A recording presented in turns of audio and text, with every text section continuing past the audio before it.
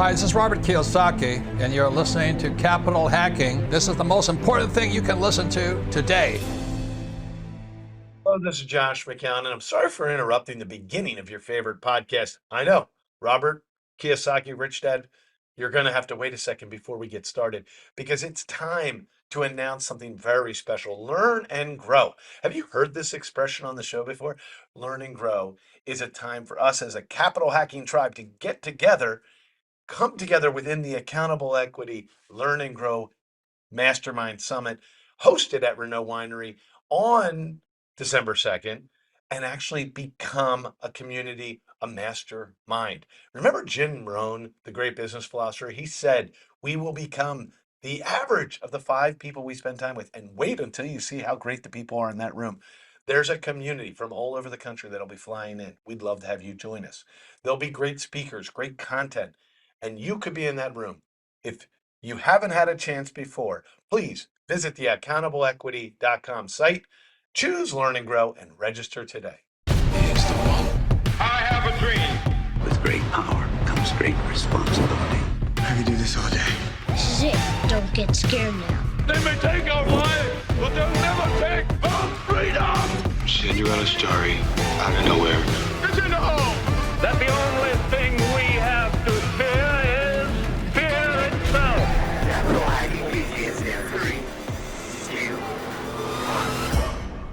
Welcome back to Capital Hacking. My name is Josh McCown. I'm going to lose my voice if I keep doing that, John Edwin. Well, Josh, that was a really awesome interview. And by the way, it kind of reminds me of why I accepted being your co-host on Capital Hacking, because we get to interview such interesting people, and you wouldn't have these types of opportunities if we didn't have a podcast together. Yeah. So you and I are talking about learning about Ozzy Boids, which we'll have to get the spelling. That's the name of one of these famous Instagrammers that deals with, wait for it, exotic snakes. Now, this episode I'm calling the X-Man. He's the X-Man of mutant, beautiful ball python snakes, designer snakes, John. Whoever would have thought that business concept would show up on Capital Hacking? I mean, it's just so wild that you have, and by the way, his proper name is Ahmad Oz, but he goes by Ozzy Boids, and he'll explain why. But it's so cool that he had a really nice corporate job making $250,000 a year and was breeding snakes on the side that was making him more money than his corporate job. So he was able to leave his corporate job, follow his passions. He's one of the best in the world now, and also get his life and his health back. And he talks about all of that. He does. And this is gratuitous, but I got to say it. So there's a part of the story where he says he'd always wanted a snake, but his wife didn't want one. So when his wife became his ex-wife, he became the X-Man of snake breeding. Is that gratuitous and goofy? I love it, though. He's the X-Man. He's that guy in the wheelchair, though he doesn't need a wheelchair, who is talking to the X-Men and always telling them it's okay not to be normal. That's what he has to do to these snakes. Dr. Xavier. Dr. Xavier. He tells the snakes, don't worry, you're not normal. You're beautiful. You're special. No one out there is going to love you. No, I'm kidding. It's a reptile mutant academy. That's what it is. 2 of them, I hear, can fly. That's what I hear, that they can hover. There's You guys are going to love this show. You're going to love this episode. And by the way, a lot of what I just said was not a joke, except for the flying part. All right, we will talk to you guys later because you got to jump into this big show. So if this is true, John, we're about to welcome Ozzy to the stage, and it's like a dream come true to talk about this topic because it sounds sci-fi to me. I'm very excited to have Ozzy here. I mean, so Ahmed Osman, we met over a year ago, and he said to me that he breeds snakes and other reptiles, I believe. And I've never met anybody that breeds snakes, and frankly, I'm kind of afraid of snakes. It's the only an animal fear you have. I'm not familiar with snakes, not very familiar at all. And so I was intrigued, and I said, man, so how do you make a living doing this? And he started sending me pictures of these absolutely beautiful ball python snakes. I'm talking like white with orange creamsicle type of colors. And I mean, it was totally intriguing. And then he said, oh yeah, I sold this one for $7,000. I sold this one for 30 grand. I was like, wow, there's some real money here. So with that little bit, that little tidbit, Ozzy, man, welcome to the big show. Tell us kind of your background and then bring us up to speed on where you are today. Well, thanks for having me, guys. Josh, John, appreciate it. It definitely is an interesting story, and it was totally by accident, right? I was working in biotech, and I always loved animals, and I was especially fond of constrictor snakes. I just found them fascinating, and initially I was afraid of them too. And I remember growing up in Brooklyn as a kid, one of my brother's friends had a baby boa constrictor, and we used to go over there when he used to feed it, and I was just completely fascinated. So fast forward, I was working my way through school, and I had just went through a divorce. My ex-wife was terrified of snakes. She couldn't even look at a picture of a snake. So I was sitting around, and I'm like, I always look for the positive in every situation, right? So I feel like every negative situation has an opportunity buried somewhere in there. That's just how I'm wired. And I started thinking about it, and I'm like, shit, well, now I could get a snake, because I wanted to get a little constrictor, but she wasn't having it. So I'm sitting around all depressed, and I realized, I'm like, okay, I can get a snake. And I started researching it, and I realized these guys were now breeding snakes and actually producing. Back then, there was only a handful of color and pattern mutations. This was 23, 24 years ago. Okay. So there was just like albino and a couple of other mutations, but I was shocked that people were actually breeding them, and they were selling these animals for like 25 grand, $8,000. So I went out and I got a couple, and then I just got hooked. And, I finished school, and I was working in the biotech industry, and I was just doing it as a little hobby on the side. Yeah. And probably the first year into it, I made like $45,000. And my CPA at the time told me, he said, look, you're going to have to pay taxes. So you need to make this a business so that you could at least get some write-offs, because you're going to pay the taxes either way. So I'm like, all right. So I set it up as a sole proprietor at the time. And that's how I turned it into a business. It wasn't like a conscious decision, I'm going to become a snake breeder. It was just something I was doing on the side. So I kept at it, very passionate about it. I love the genetics. I love the business side of it. I've always been a bit of an entrepreneur, and then the science, I'm a science major. So the science, the genetics, the business side of it, everything just kind of came together. And like pretty early on, I was making more doing that than I was in my career. And my career took off. I did really, really well. Got all the way up to director level position. I was making 200 plus a year, but man, I was fat. I was overweight. My back hurt. I had asthma. I just felt like shit. and eventually, and then I looked at the snakes, and I was like, I just made $400,000 like selling snakes, like not even really taking it serious. It was just like something I did on the side. And I was making more doing that than I was, in my six-figure, director level position. So in 2017, I just quit my job. I was like, I'm done. And I said, I'm going to. Josh is chomping at the bit. I was ready to wait, John. I'm like dying over here. Did we just met the coolest story. Now, I mean, this may go down as the most crazy stories we've ever heard, but I love it. So you're telling me, by the way, I love that you say I was overweight and I was fat. Which, by the way, almost at first I'm like, that's funny. He just said it twice. But I think there is a distinction between overweight and fat, by the way. So overweight's just like a measurement. Fat means you feel it in your face. Like anyway, but there's so many fun stories here. I want to get into the science in a minute, but your ex-wife is why you got into snakes ultimately, because you're like, well, now I get to have that snake I always wanted. And then some kind of curiosity buying these snakes. You must have wanted a good looking, bizarre looking snake. And that's why you learned about the mutations.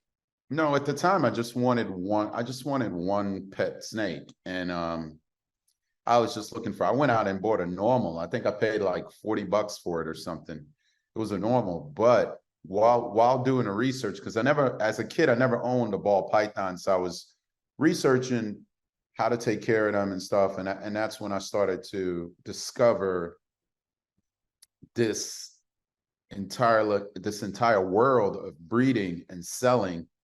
And I was shocked. And I just got hooked. I mean, it was so addictive. And then I started seeing all the colors and patterns. And later on, I started to, purchase or invest, as people like to say, in some of the higher end stuff. But initially, it was I just wanted a, normal looking snake. I like ball pythons because they don't get that big. At the time, I was living in a 2-bedroom condo. So I didn't have room for like a big boa constrictor or anything. So I just wanted a small constrictor. And that's what led me to ball pythons. And it's just crazy. I'm imagining you kind of as a mad scientist anymore. You go from having a $40 snake to now it's like this monster career for you. And for those of you who don't know, Ozzy's going to give you his handle on Instagram because he's got a lot of followers. He does motivational speaking on there. He talks about life in general, but also his success. And he's also on we're on a social media app called Marco Polo. There's about 15 of us, and we check in every day and we work out. And so this man has taken his body that was overweight, back hurt, and fat, as you said, being lean and mean. The other day, he was just wiping his face because he was sweating, and he had a whole 6-pack on there. And I know it was intentional. You're showing off there. No, not really. But the 6-pack was always there. It was just covered in groceries, as I like to say. Covered in groceries. You got a lot of one-liners, man. No wonder you're a motivational speaker. By the way, John, we finally found one thing that could scare you, and that is snakes. Because honestly, John is like a superhero, folks. If you don't know who John is, I didn't know anything scared you, John. Snakes and needles. Yeah, I needles. I freak out around needles. I do it. Me too, actually. And Ozzy's seen me do it. I do get those IVs, for my good health. But yeah. So when did you start really getting into like the genetics? Because you take a $40 python and then now you sell them for thousands. Yeah, I got into the genetics very, very early on, and I was just fascinated by it.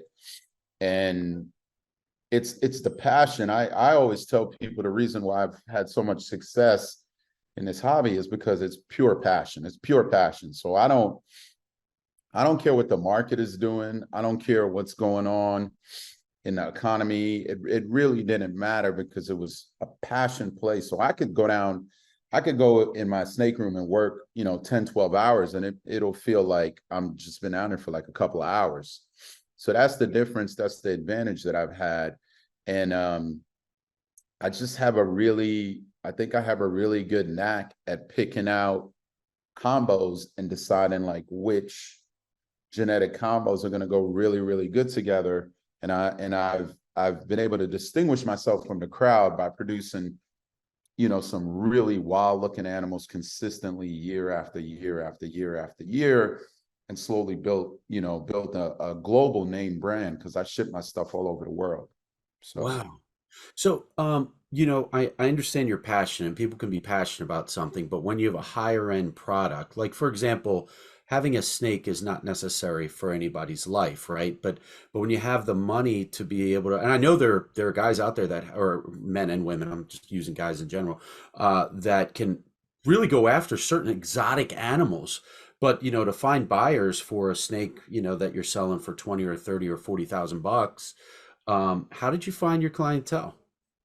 So it was just the internet. It was totally by mistake. And you got to understand, if I spend 8 years or 7 years working towards a specific genetic combination, and I finally hit that animal, I have a lot of blood, sweat, and tears into that project. I mean, I put a lot of time and effort into that project. So if I sell definitely. that animal, I'm not going to give that animal away. And because most of the guys that are in the industry are genuinely passionate about the animals, so they're not going to give their animals away. But there are investors who come in too. People see how lucrative it is, and they see the return on investment you can get. And so some people just get in it purely for the money, and then maybe they develop a fondness for the animals later on. But yeah, so it's time is money. If I have a particular combination and it looks amazing, and it takes 8 years to make that combination, you could either spend the next 8 years working towards it, or you could give me 20 grand and start cranking them out a lot sooner. So that's what ends up happening. They breed on your breed. They breed more with that mutation. And when they're rare, when it's like the only one in the world, or there's only a handful available, if they look really, really beautiful and they generate a lot of excitement, the price really starts high up here.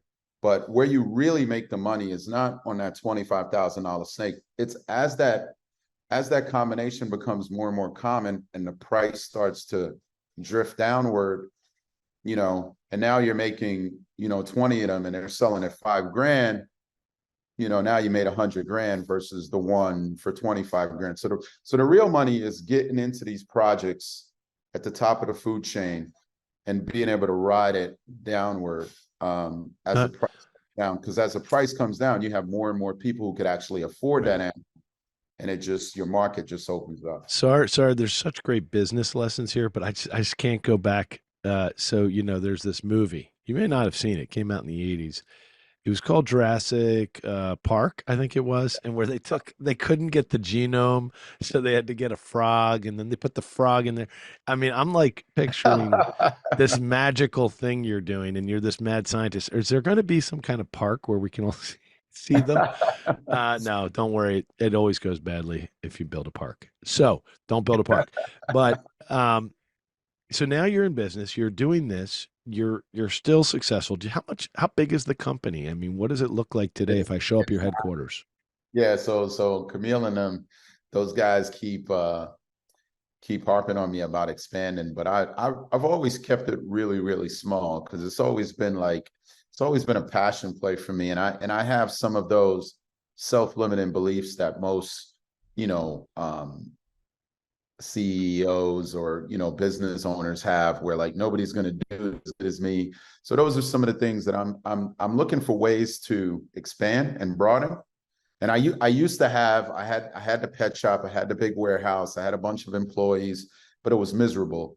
But I think I think I'm a lot more informed now than I was back then.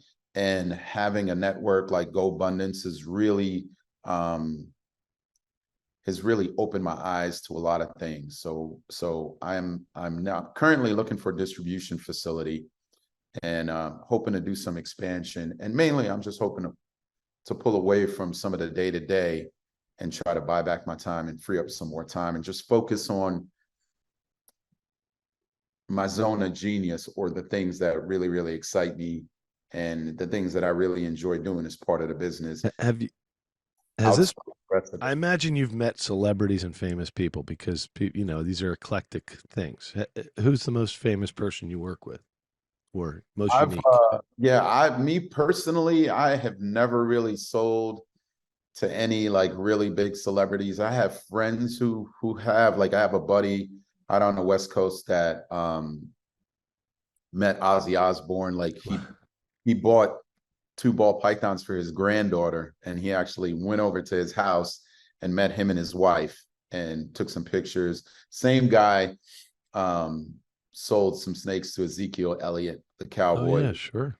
There's people out there. I've sold to some like NFL players and some NHL players and stuff like that. How But long does a snake live? Sorry for the logistics questions here. yeah, these animals can live 25, 30 years. Oh, wow. Okay. Yeah, they live quite a while. How many snakes do you have? I think you keep them all in your basement, correct? Right now, yeah, I have everything in my basement. I used to have the big warehouse, but then I just bought the big house and kind of downsized and just focused. I wanted to be more of a boutique breeder, focusing on the high end stuff. So I got rid of the majority of my collection and then just kept it high end. But it's kind of growing again. And now that I have a couple of employees, I think it's starting to grow back again. And I'm hoping this time around I could set it up to where it's running a lot smoother and build a better team, like a more solid team. I mean, I just find it fascinating. You have a major operation, I don't know how much in revenue, well over $1 million a year in revenue from snakes how many snakes are in your basement? How many? So that people always ask me that question, and that fluctuates. Like, I'm shipping today, so animals are leaving today. So I never really have a solid head count. I will tell you this: I've produced. Yeah, I've produced. I know how many I have in my breeding collection. Like, I love it. I love it. I know what I have from my breeders, but I've hatched over 700 babies this year alone since like April, May. So crazy. So these animals, like, I'm shipping every week, stuff is going out. So I don't know. You gotta at some point have like over 1,000. So you would say like you probably have over 1,000 snakes in your basement? Yeah. Yeah. And I was asking you before the Probably show. Close to 1,000. Yeah. And they're in drawers, right? They're in some kind of Yeah, mechanical. they call them rack systems, and they're basically these tubs that slide in and out like drawers. Okay. And then you have the heat panel in the back so that they can thermoregulate, and you have a thermostat on each rack. So that's how we have them set up. So it's very space efficient. And again, like I said, these are smaller constrictors, so they don't take up a ton of space. And yeah, that's how we breed them. That's how we raise them. I love it. And I have to ask one last thing, John, and I'll leave you alone. So this whole idea of mutate, you're the X-Man of snakes. So the mutants, how do you get the mutant thing to happen? Do you put like a male and a female together? How does it even work? Yeah, we don't create the mutations. The mutations occur naturally. So what happens is, if somebody finds something in a wild, like in Africa, they have snake farms and stuff. If they see something hatch and it looks unusual, they'll start sending pictures to breeders in the US and in the UK and all around the world. There's guys all over the world doing it now. And basically they try to get top dollar for these animals. So you see something that looks unusual, you have to get it, you raise it up, you breed it, and you try to reproduce it. And that alone can take years, for you to prove something to be a genetically reproducible mutation, color, pattern, whatever it may be. So that's how that works. It just that for some reason the ball python's genome is prone to random mutation. It's prone to more mutations than any other snake species that I've become familiar with over the years, or lizards or whatever. It's just prone to mutation. So you're always getting something weird popping out, and sometimes it pops out in private collections. So if that happens, then you have a new mutation. That's really a payday. And there's one mutation that I started called the Orange Dream, and that was from a female hatchling that I got from Africa. And it took me like 10 years working on that animal before people were interested in buying it. I was showing it. I was telling people it was genetic. People weren't trying to hear it. Nobody wanted to buy it.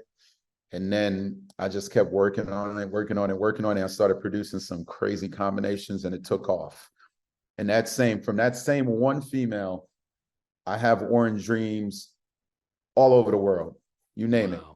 Korea, the Philippines, South Africa, they're everywhere. And they all originated from that one female. And that's really, that gene is what really put me on the map. That's what I'm known for globally, for bringing that gene about. Yeah. Now, and I'm guessing are there snakes like you will refuse to sell, or is every snake for sale? Absolutely. Absolutely. Yeah, absolutely. There's animals that I produced this year that are just so, like, the odds of hitting this particular gene combination is like, 100 and or 1 in 128 chances of hitting it.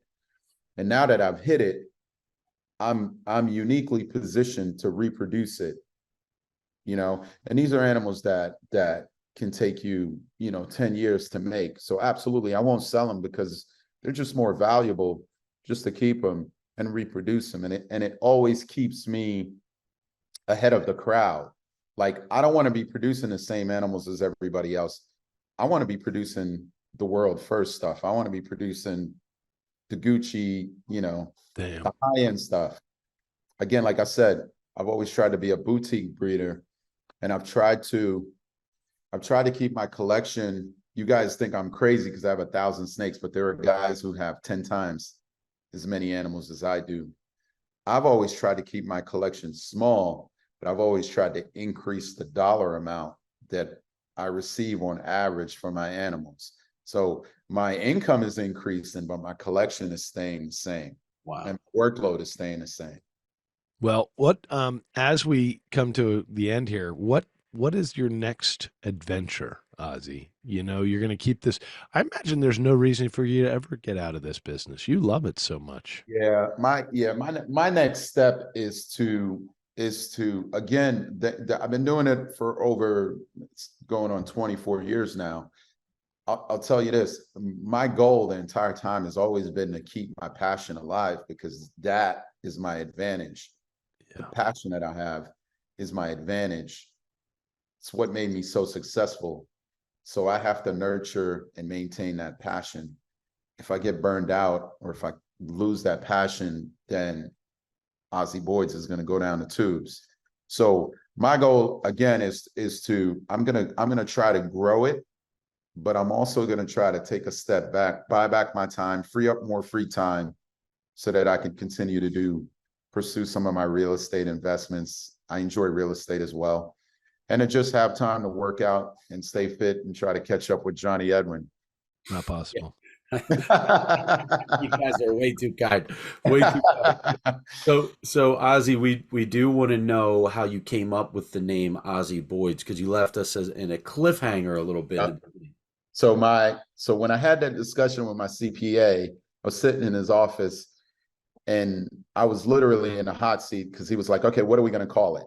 He was online creating the business for me while we were in office. Oh, I know that feeling.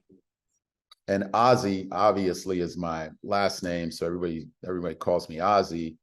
And then Boids comes from the phylogenetic tree. The constrictor family on the phylogenetic tree is called Boidae, and a slang term is just Boids. It's Boidae, but everybody in the hobby just call constrictors Boids. So it's Ozzy Boids, Ozzy constrictors, essentially. That's a fantastic name, by the way, to come up on the fly. I mean, that's really well thought out. Well, it was a screen name from a forum that I used to frequent, and I was like, let's just call it Ozzy Boids, and that's how they're going to follow up with you after this big show. So tell us what is your handle on Instagram and wherever we should go to find you? It's Ozzy Boids. So OZZY, B as in boy, O-I, D as in dog, S as in Sam. Okay. All right. We're going to follow you, and I can't wait to see those drawers full of snakes. Yeah. Next time you're in DC, hit me up, man. I'll give you guys. I'm there. I'm relatively close to there with one of our properties, but thank you so much for sharing this world to us. I've never knew this world existed, brother. I love it. That's crazy. Thank you so much, Ozzy.